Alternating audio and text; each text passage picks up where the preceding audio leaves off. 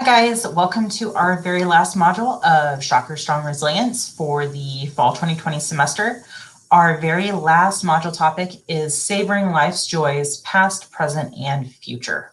So this is going to be a very short, sweet, and simple module today.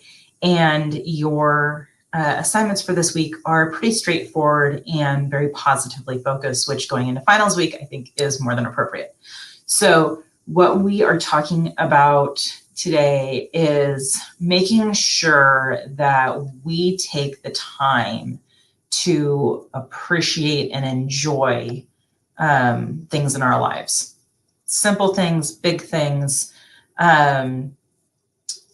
anything that experience or even memory that gives us joy.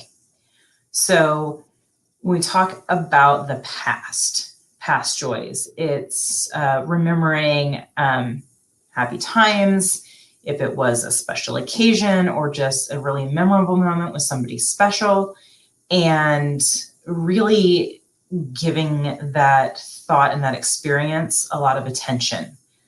And in terms of looking at it of, well, like, what did I enjoy about that? And really focusing on those things. Like, was it a nice, warm, sunny day? And if you're someone like me who hates to be cold, then awesome. And so that's something that brings you joy. Was it a special occasion that was really memorable with a lot of friends and family and people that you love to spend time with that give you feelings of love and belonging? Or was it just something fun that you did that let you de-stress or relax or forget about all the craziness in life for a minute and just have a few hours of nothing but pure enjoyment with your friends? And giving each of those things the time they deserve to be enjoyed, for that memory to truly be enjoyed. Not just being like, oh yeah, I remember my birthday last year, that was fun, and then moving on. For things in the present, it can be as small as really focusing on and savoring the smells and flavor of your favorite food that you're eating, and appreciating that, or appreciating that it's a rare, non-windy day in Kansas, and when you have to be outside a lot, focusing just on, kind of your five senses in those moments. And it's easy to do with the big events and the big things because those are what stick with us in our mind and stand out as occasions that brought us joy because they were special. But when we talk about savoring life's joys, we live life, everyday life, right? Every single day. Whereas we just have those special occasions every once in a while. So remembering not to take the everyday joys for granted and to appreciate them and enjoy them purposefully and meaningfully while we're experiencing them is what this module is really all about. So one of my favorite things in this time of year, for fall especially, is if I'm outside, really like savoring the smell of Kansas fall air. It has its own distinct smell, and it's crisp and not exactly refreshing, but comforting. And that's one of those everyday simple joys for me, is savoring that fall smell and that fall feeling when I'm outside. Because when winter gets here, it's going to be gone and everything's going to be frozen. And we just came out of summer, which was anything but refreshing because it's usually oppressively hot. So, that's one of mine. Or taking a moment to stop all the multitasking in my brain and just watch my kids play and appreciate how easy it is for them to find joy in the littlest things, especially my 18-month-old, because Everything's new to him, and almost every new experience is fun and interesting, and his mind is just blown by it. And I'm like, oh, that's amazing. And to see the pure joy on this toddler's face, it's like, oh man, as an older adult now, like I'm never going to experience that level of joy again. It's beautiful to see it. Those little things are, what we're talking about. And it's easy in our everyday lives, especially around busy and stressful times like finals and holidays, to be too busy to think about those or to remember to take time to enjoy them, even if it's just a moment, 30 seconds, a minute, to just acknowledge that there is something pleasurable and joyful in your life in that moment. And when we talk about savoring life's joys in the future, which some people think sounds like contradictory, because if you haven't had a future joy because it's in the future, how can you savor it? So that means looking forward to the things in the future that you're anticipating or planning that could bring you joy, and the different ways they could bring you joy. So is there a special occasion coming up? Do you have special or big plans for your next birthday? Are you going to travel anytime soon? Now, obviously, all of these things are a little bit clouded right now because we're living during a pandemic, which is unprecedented. But, it's not going to last forever. We don't know how long, but it's not going to last forever. So there will be a point where like things like traveling regularly again will, be something we can all enjoy again. But, or maybe it's just like a solo road trip, like a state over to visit a relative. What are the things that you're anticipating that will bring you joy, and what different ways could they bring you joy? Is it reconnecting with family or friends you haven't seen for a while, and how good that's going to feel to catch up and to see one another again and to reconnect as human beings? Is it the joy that'll come from the different like activities and things that you guys will do together and the different experiences you'll have during your time together? Will it be that that's a period of vacation that you can sleep in and enjoy that and not having to be up at a certain time or be pressured by the obligations, time constraints and obligations of a schedule?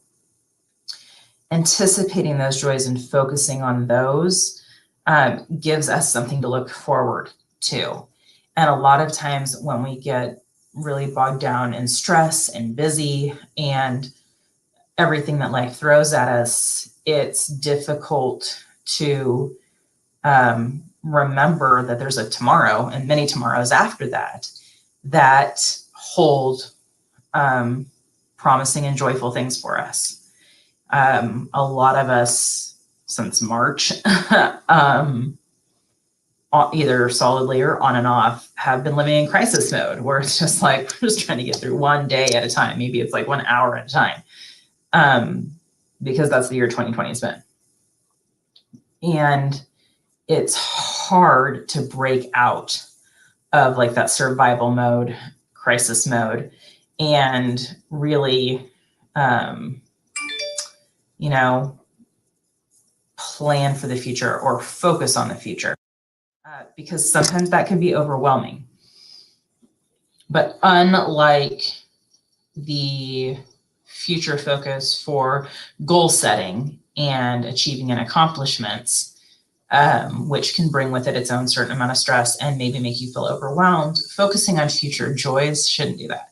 Focusing on the things that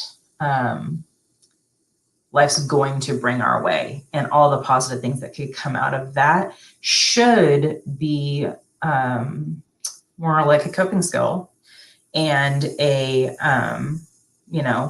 bring some feelings of relief. And if you guys remember from our coping skills section, one of the techniques I gave you guys was visualization. And visualization can be done a lot of different ways. And for some people, it's just closing their eyes and visualizing a peaceful or happy place. I know everybody jokes and is like, go to your happy place. But seriously, if you take the time to really visualize and like build that vision in your mind and include all of the, you know, senses and sensations that would come with it. Like if your thing is the beach and you're talking about like how the sand feels on your feet and how the sun feels on your skin, the smell of the salt water and the air, that type of visualization for a future event that's coming up is a great coping skill to use. And I mean, sometimes it's just fun to do that, just to daydream if you need a break from your everyday life. And I think a lot of times when we get to be busy adults, we forget that daydreaming can actually serve a purpose and be a healthy thing when done at the appropriate times. So your assignments this week guide you through a couple of different specific ways to methods to savor joys and those different time frames. And it's important that we really, when you're thinking about those things and describing them, like take your time, get descriptive, like be thorough and thoughtful about it. Explore all aspects of a future event. And, you know, we're really good at catastrophizing and planning out or imagining all aspects of a big event that's coming up that could go wrong and contingency planning for it. But we should also look at those future events from every aspect of all the things that could go right and what's it going to look like when it goes smoothly and seamlessly and everything falls into place, and how's that going to feel? How are people going to react? How is seeing their positive reaction going to make you feel? And like I said, giving these joys their due, giving them their deserved attention and amount of time to, you know, really fully consider them or re-experience them or experience them in the moment. And it can kind of help sometimes, depending on how social a person you are, to have somebody to remember good times with and, you know, remember shared experiences that brought you joy. Like, remember the time when, and oh my gosh, that was so funny. And remember you did this and I did that. That type of reminiscing and focusing on shared experiences of joy, or, you know, if you and someone else have something planned coming up and like, oh yeah, we're going to do this, we're going to do that. Like, do you think we should try this? Are we brave enough to try this new food? Like, share that with another human being. Nothing says that. And savoring life's joy is that it has to always be an independent activity. In fact, experiencing joy together is very healing and supportive and builds resiliency, not just for yourself, but in the other person as well. And it's the same for them. It builds their own resiliency, but it also builds resilience in you. And so it's this, you know, shared effort and shared effect, which can be even more powerful than just the solo mission on your own. So that's really it today in a nutshell. Like I said, short, sweet, and simple.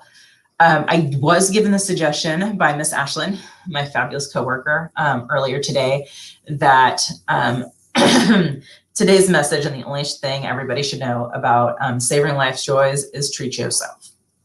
So treat yourself to a mani-pedi, to a hot bath, to a good book, to like a sporting event, or just like an extra trip to the gym if that's your thing. It's not mine, so that's not high up on my priority list. But, you know, whatever it is that's a treat for you, you know, make that happen. No one's saying to overindulge or do it unhealthily, but she's right. You know, find a joy to savor today and make that your present moment. There's no time like the present to start. So we will see you guys next semester, and there have been deadlines that have been extended since we had to delay this by 2 weeks. So your deadline for completing all assignments is a week later, which is next Friday at 11:59 p.m. Assignments are due for at least 8 of the 11 modules if you want to be entered in the drawings for the $500 book scholarship, which will have 2 winners, or the drawings for the Shocker swag bags, of which there will be 3 winners. So you've got more time to do that, and then the drawing will be postponed by a week to the following Friday on the 18th. And we will notify winners directly via email, but we'll also announce winners through our various forms of campus communication. So be on the lookout for that. And as always, you can email the Shocker Strong email or me directly with any questions, comments, or concerns you have. I've been getting several now that we're in the home stretch end of the time to wrap things up. Don't forget that if you do discussion posts, you can earn extra drawing entries. So if you're really needing that book scholarship, that's a great way to enter your stuff in there. So I want you all to take care. Good luck in your finals and have a fantastic holiday season.